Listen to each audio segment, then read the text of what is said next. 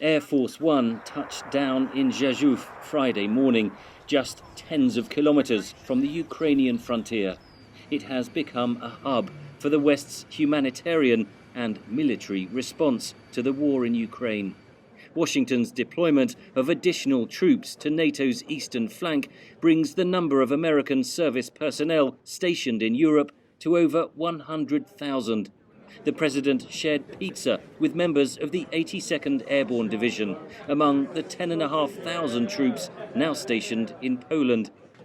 The last 10 years have been fewer democracies have been formed than we've lost in the world.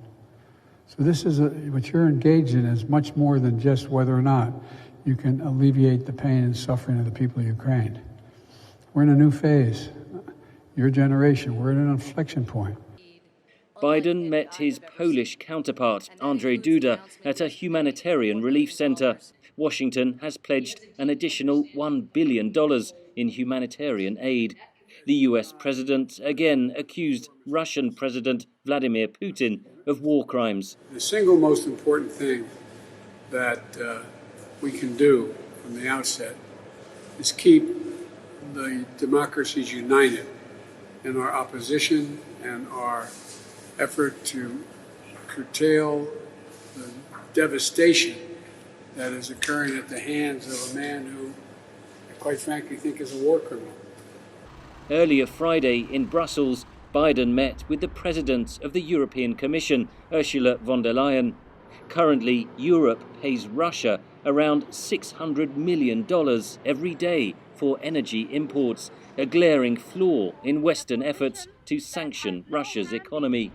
The United States plans to help end that dependency with a new deal to boost Europe's imports of liquefied natural gas to 50 billion cubic meters. This amount, 50 BCM per year, is replacing 1/3 already of the Russian gas going to Europe today. Russia's invasion of Ukraine has transformed the security landscape of Europe.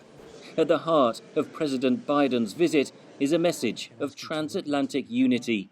Just the political message of unity among the Western supporters of Ukraine and solidarity with the Ukrainian people and the Ukrainian government sent a very important message to the Ukrainian people who are the ones suffering on the ground, and also sent a message to Moscow that its hopes of dividing the West are continuing to be in vain. The White House says President Biden will give a landmark speech in Warsaw Saturday to the people of the free world before returning to Washington. Poland is now at the centre of the West's response to the conflict, as the major recipient of Ukrainian refugees, as a base for increasing numbers of US and NATO troops, and as a conduit for Western weapons and aid heading into Ukraine to help them fight the Russian invasion. Henry Ridgwell for VOA News, Warsaw.